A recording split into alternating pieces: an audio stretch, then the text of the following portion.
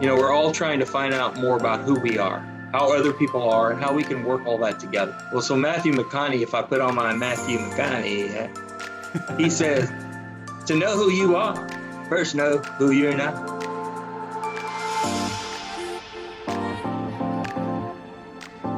Welcome to the ENTJ podcast. I'm Dan and I'm with Coach B. Here we are again. And I think B doesn't just stand for Brian today. It also stands for bald, because I guess we're both the bald ENTJs today. That's kind of funny, but yeah, I mean, Chrome Dome, that comes off. I've gone with it.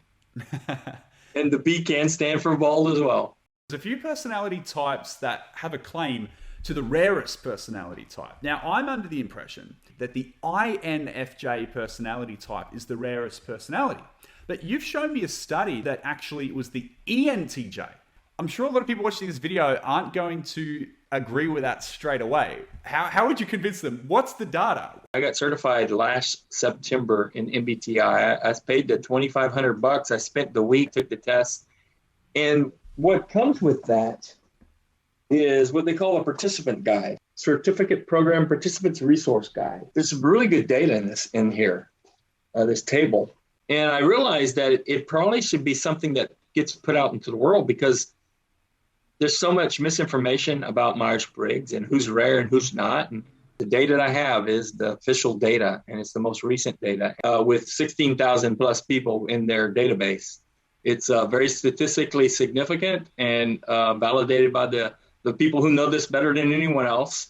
We are, the ENTJs, at 1.8%, the most rare type of the 16.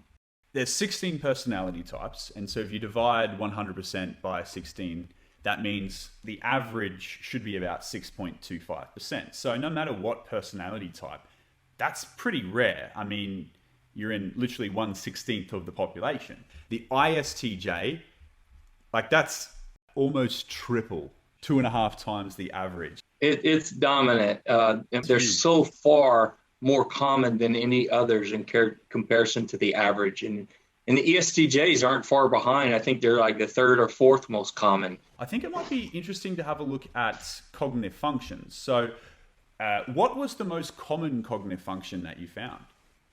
Well, the way I broke it down, and there's a whole bunch of different ways to break out data, but I looked at the raw data from their tables, the official data. I took the parent function and the dominant function, the dominant being the lead, and then the parent or auxiliary being two. The SI users are by far the most common in society. 40% of people are using that either primarily or secondarily, SI. Exactly, that's a better way to put it. And then TE users, which is our dominant function, are second at 29.3. Okay, so that's very, very common. It's rarer in the dominant function. It's only 10, 11% in dominant, but then a lot more people, almost twice that many people, have it as their auxiliary function, which is quite interesting. Yes, in fact, what ends up happening is our cousins, so to speak, our TE-DOM cousins, the ESTJs, they're way more plentiful in society than we are. Them being 9.0% according to the MBTI company database, and us being 1.8. If you have like 6 TE ping pongs in a hat and you pull one out, well, 5 times out of 6 you would be pulling out an ESTJ versus an ENTJ, and people are seeing that TE dom in them, and they're assuming they're ENTJs, and they're not. They're a whole lot more likely to be an ESTJ. But I think there's a case for the INFJs to retain that rare spot. If you look at the 2 rarest functions, it's actually FE and NI. And NI-FE personality type is an INFJ. Yeah, what's an FE-NI? That would be an ENFJ. So the ENFJ and the INFJs are pretty rare in terms of the cognitive functions that they're using. But I guess it's the combination of the ENTJ, even though TE is so common, when it's paired with NI, that makes it very, very rare. That's exactly right. And in fact, the ENFJs are the second most rare of the 16 types. We're 1.8%. I think they're 2.2% or something like that. So it's not that much of a distinction between the rarity of the 2 types. If we're 1.8% of the population, well, that means, 98.2% are not us. Yeah. And so that kind of like really shines the light on it from a different perspective. 98.2% are different. The onus, the obligation is on us. We're the rare bird. We have to find a way to fit the majority, or at least to understand how we're not in the majority and figure out how to work more fluidly to come together, because those are some pretty mighty statistics. I can definitely see how my experiences in life would show me I am the rarest type, but it still feels an awkward hat to put on. And it's also awkward, but very fitting that SI is the most common and dominant cognitive function, because that's our blind spot as ENTJs. It's like the one that is so common that the world is almost designed for, or maybe another way to say it, the one that has designed the world is SI.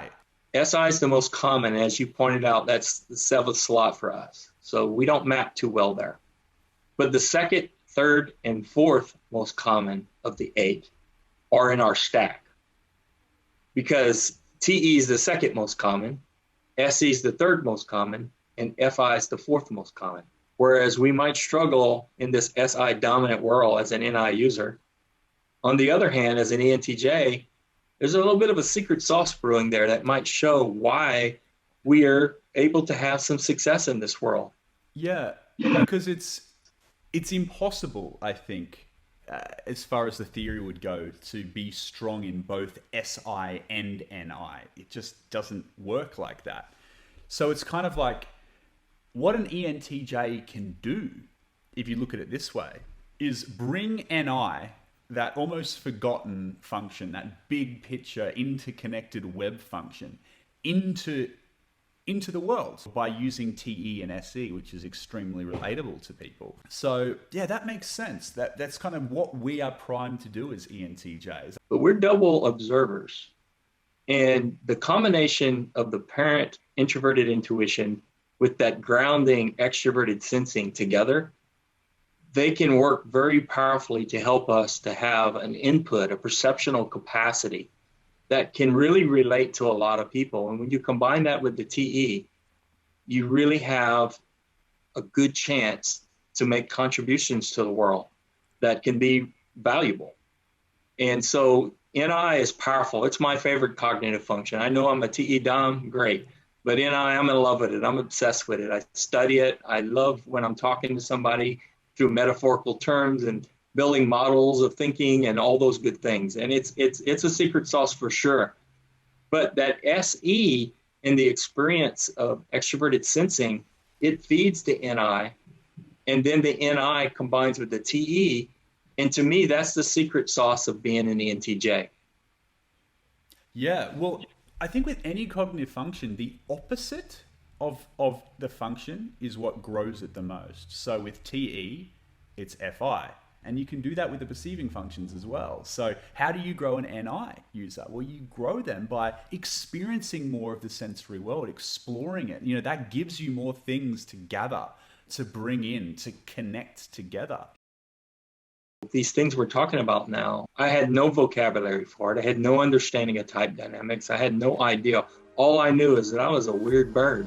Why don't people see what I see?